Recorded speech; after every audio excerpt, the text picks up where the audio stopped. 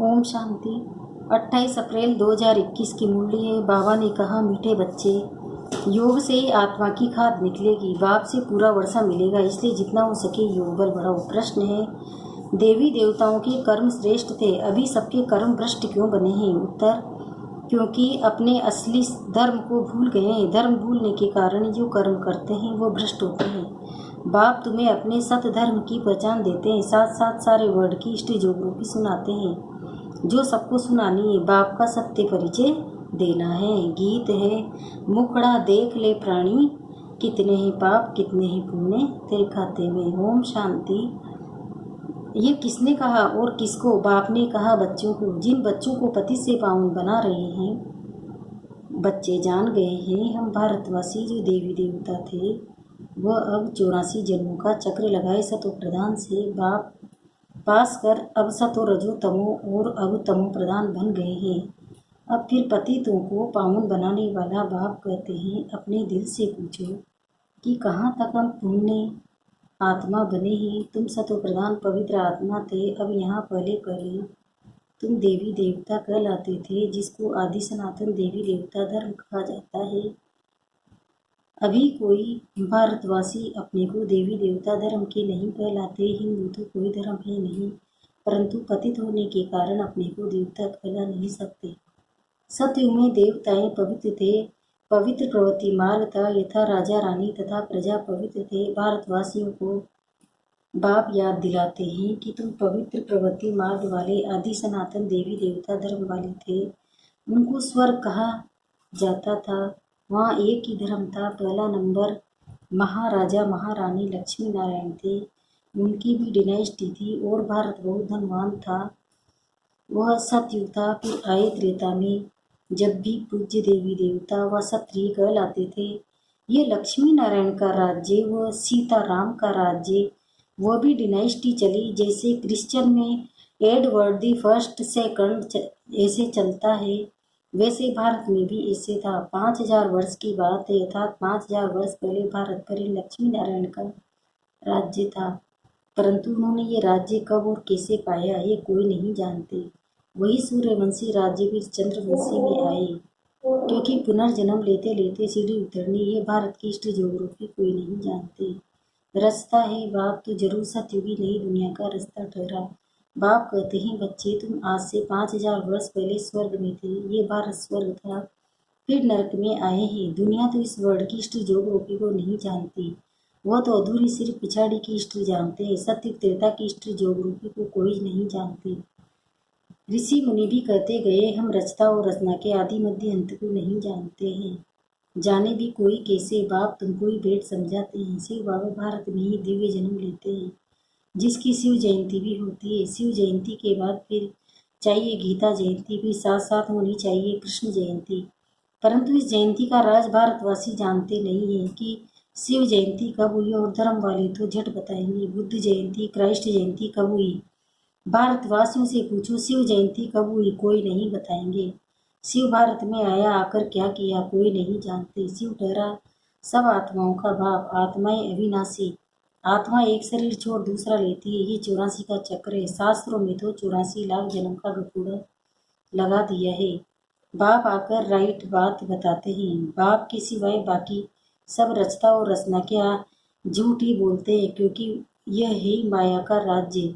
पहले तुम पारस बुद्धि थे, भारत पारसपुरी था, सोने हीरे के जवाहरातों के महल थे।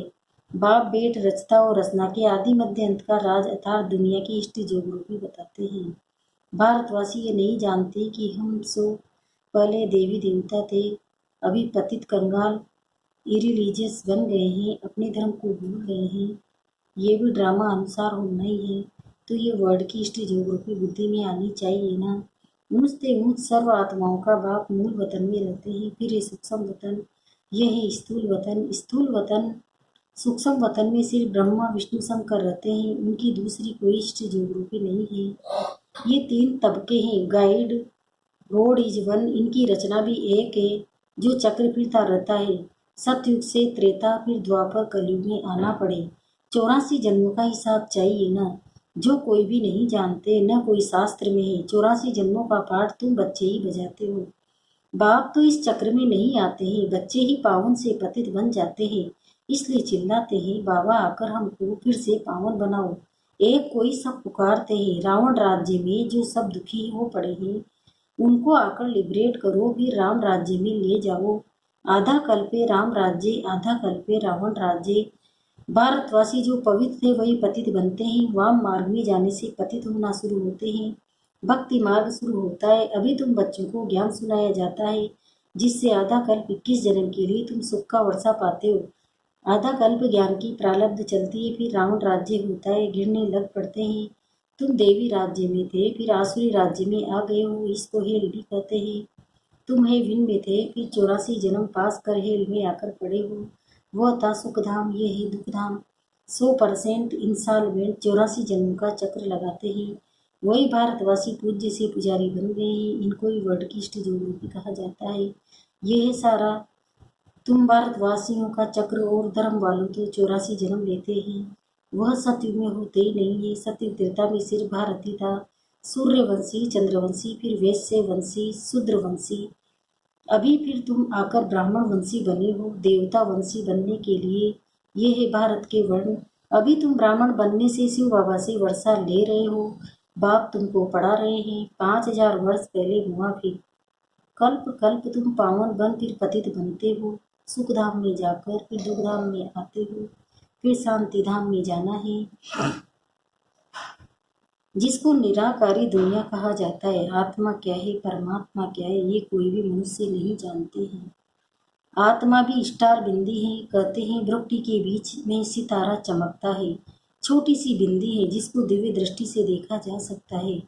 वास्तव में स्टार भी नहीं कहा जाएगा, स्टार तो बहुत बड़ा है, सिर्फ दूर होने के कारण छोटा दिखाई पड़ता है। ये सिर्फ एक मिसाल दिया जाता है। आत्मा इतनी छोटी है जैसे ऊपर में स्टार छोटा दिखाई पड़ता है।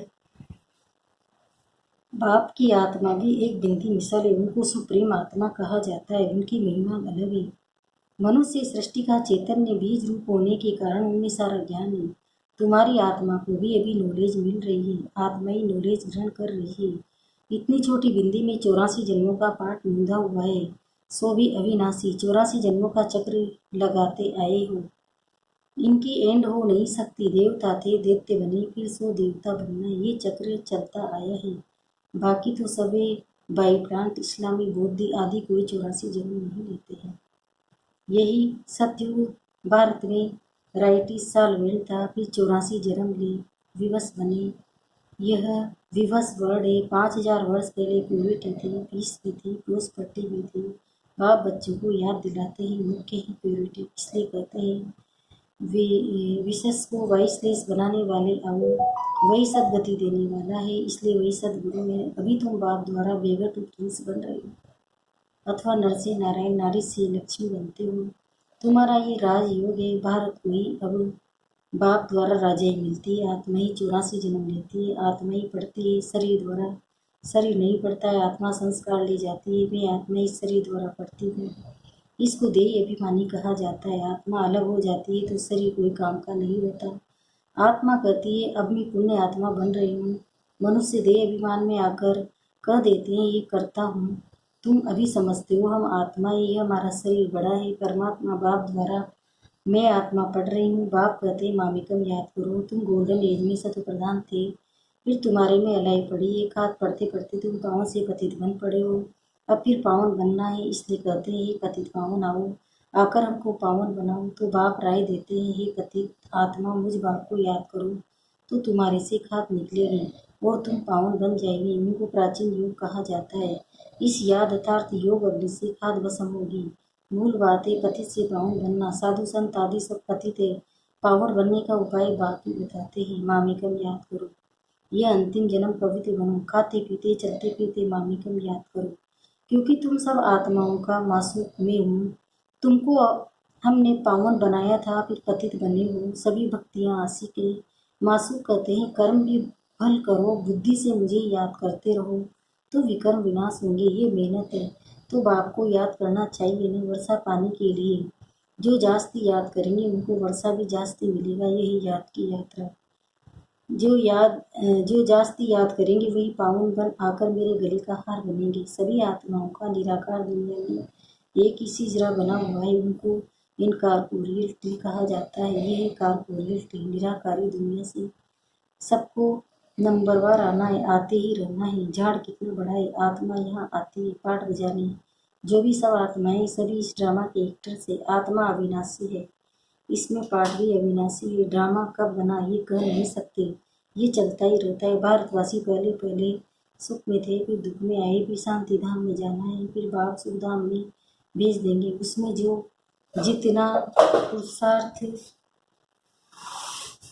कर ऊंच पद पाए, बाप किंगडम स्थापन करते ही उसमें पुरुषार्थ अनुसार राजाई पद पाएंगे। सतयुग में तो जरूर थोड़े मनुष्य होंगे। आदि सनातन देवी देवता धर्म का झाड़ छोटा है, बाकी सब विनाश हो जाएंगे।